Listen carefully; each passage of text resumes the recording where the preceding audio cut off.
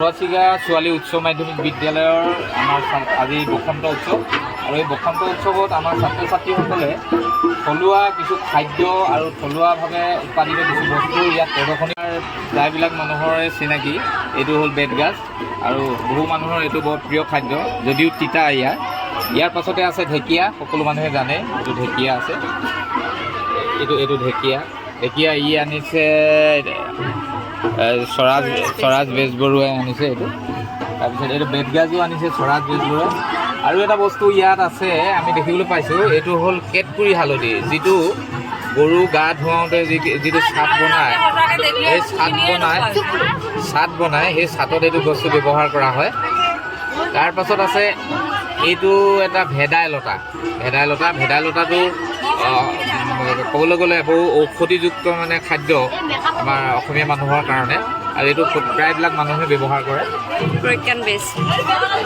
এইটো হ'ল ভেদাইলতা তাৰপাছতে আচলতে তৰা গছ আমাৰ গৰু গা ধোৱাৰ দিনাখন সন্ধিয়া সময়ত গৰুক ইয়াৰ পঘাৰে মানে বন্ধা হয় তাৰপাছতে আহিলে এইখিনি বেতগাজ আৰু ঢেকীয়া আছে এইখিনি হ'ল টিকনি বৰুৱা বুলি কয় ইয়াত অসমীয়াৰ পৰম্পৰা অনুসৰি ইয়াৰ এটা ডাল ঘৰৰ দুৱাৰ মুখত লগাই দিয়া হয় বিহুৰ দিনাখন ঘৰৰ দুৱাৰ মুখত লগাই দিয়া হয় আৰু এটা মানে আমোদজনক কথা হ'ল ইয়াৰ আগটো মানুহে খাদ্য হিচাপে ব্যৱহাৰ কৰে যদিও তিতা ইয়াৰ কিন্তু খাবলৈ বৰ সুন্দৰ হয় যিসকলে তিতা ভাল পায় এইটো খাই বৰ ভাল পায় আৰু এটা আছে বহু মানুহৰে চিনাকি আমাৰ ছাত্ৰ ছাত্ৰীসকলে এইটো সংগ্ৰহ কৰিছে এইটো হ'ল চেংমৰা ইয়াকো খাদ্য হিচাপে ব্যৱহাৰ কৰা হয় আজিকালি বজাৰত ইয়াৰ যথেষ্ট মানে চাহিদা দেখা যায় তাৰপিছতে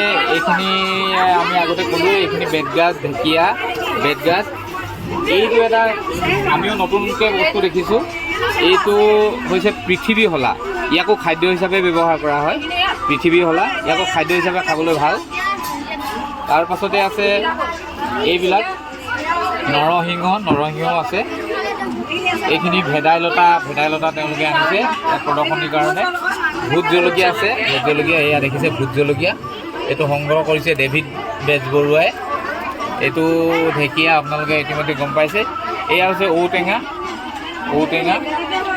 এতিয়া দিনতো ইমান সুন্দৰ ঔটেঙা পাবলৈ দিগদাৰ হয় সেইটো তেওঁলোকে গোটাই সংগ্ৰহ কৰি আনিছে এইটো দেখা পোৱা হোৱা নাই আৰু এইটো এটা নতুন বস্তু ঠিক নহয় বহুতৰে চিনাকি নহয় এইটো হৈছে মেচেকি টেঙা পাত এইটো ডেভিড বেজবৰুৱাই আনিছে ইয়াৰো মানে ঔষধি গুণযুক্ত তাৰপাছতে আছে এইখিনিতো ভেদাইলতা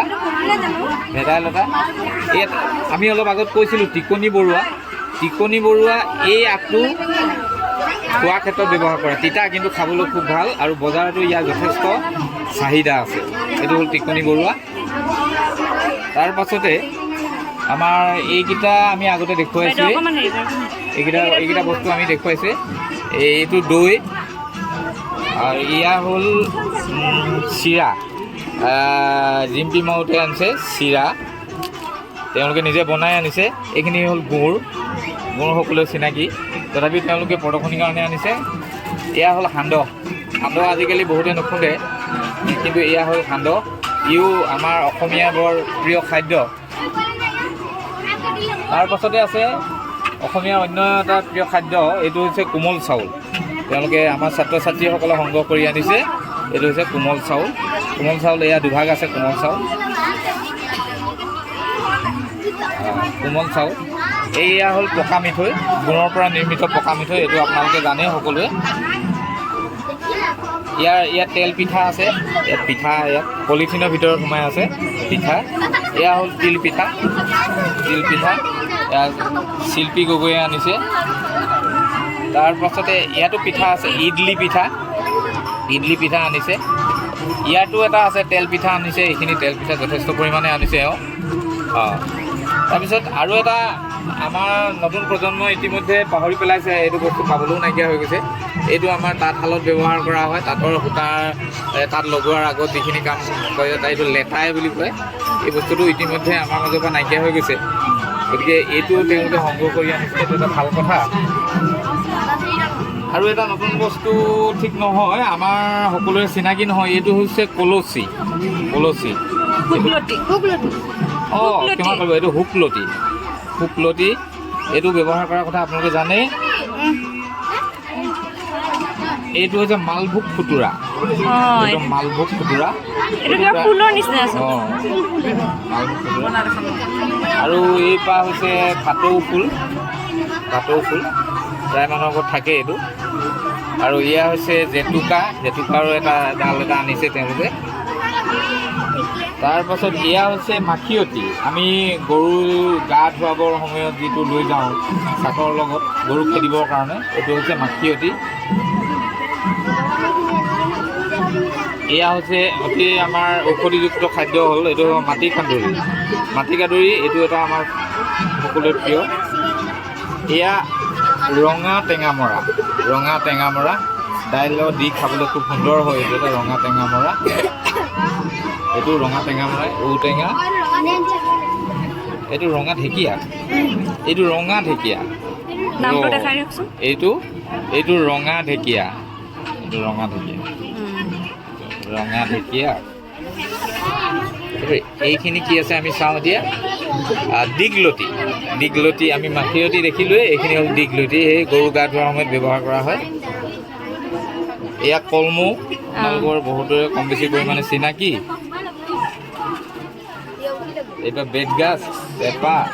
আৰু আমাৰ ছাত্ৰ ছাত্ৰীসকলে ধুনীয়া বস্তু এটা বনাই আনিছে যে অসমীয়াৰ, এয়া হ'ল ঢেঁকী। ঢেঁকী বৃক্ষ প্ৰতিম লিগিয়াই বনাই আনিছে ঘৰত। এটা ঢেঁকী আৰ্হি। এইটো ঢেঁকী সৰল যন্ত্ৰ, সুন্দৰ লাগিছে ঢেঁকী। বহু মানুহৰ প্ৰিয় হৈ পৰিছে পচলা। পচলা সুন্দৰ, এইটো এটা পচলা। তাৰপাছত আছে আৰু এটা কচু, এইটো হ'ল আইটি কচু বুলি কৈছে তেওঁলোকে, সংগ্ৰহ কৰি আনিছে। কোনে সংগ্ৰহ কৰিছে ইয়াত লিখা নাই, এইটো আইটি কচু। তাৰপাছত আমাৰ মগজুৰ কাৰণে খুব প্ৰয়োজনীয় বুলি কয়, এয়া হ'ল ব্ৰাহ্মী শাক। এয়া ব্ৰাহ্মী, এইটো আমাৰ খালে খুব ভাল, যদিও তিতা তিতা এটা হেৰি আছে তথাপিতো এইটো ভাল লাগে। আৰু এয়া হৈছে কলডিল। এইটো হৈছে কলডিল। এনেকুৱা ধৰণে বহু বস্তু আমাৰ ইয়াত তেওঁলোকে প্ৰদৰ্শনীৰ কাৰণে আনিছে। ছাত্ৰ ছাত্ৰীসকলে কষ্ট কৰি সংগ্ৰহ কৰি